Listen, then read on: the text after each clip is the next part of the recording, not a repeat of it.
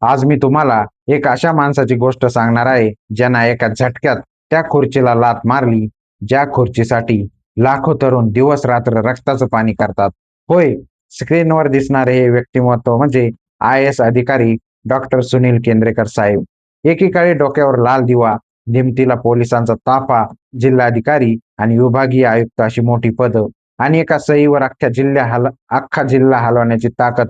पण आज आज हेच केंद्रेकर साहेब एका साध्या शेतकऱ्यासारखे जमिनीत राबताना दिसतात.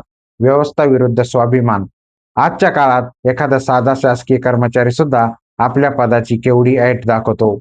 पण केंद्रेकर साहेबांनी शासकीय थाटमाट, सत्ता आणि संपत्ती या सगळ्यापेक्षा स्वतःच्या स्वाभिमानाला आणि तत्वांना सर्वात जास्त महत्त्व दिलं. भ्रष्ट आणि मनस्ताप देणाऱ्या व्यवस्थेसमोर झुकण्यापेक्षा त्यांनी सन्मानाने बाजूला होणं पसंत केलं. त्यांनी दाखवून दिलं की माणसाचं मोठेपण हे त्याच्या खुर्चीवरून ठरत नसतं, तर तो खुर्चीवर नसताना कसा जगतो यावरून ठरतं.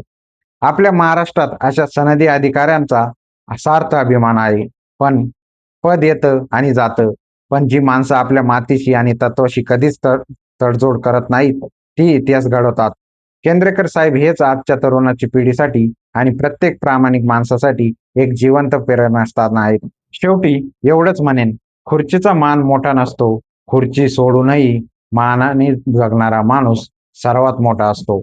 मातीशी नातं सांगणाऱ्या आणि स्वाभिमानी जगणाऱ्या या खऱ्या-खुऱ्या नायकाला माझा आणि आपल्या संपूर्ण महाराष्ट्राचा कडक सॅल्यूट.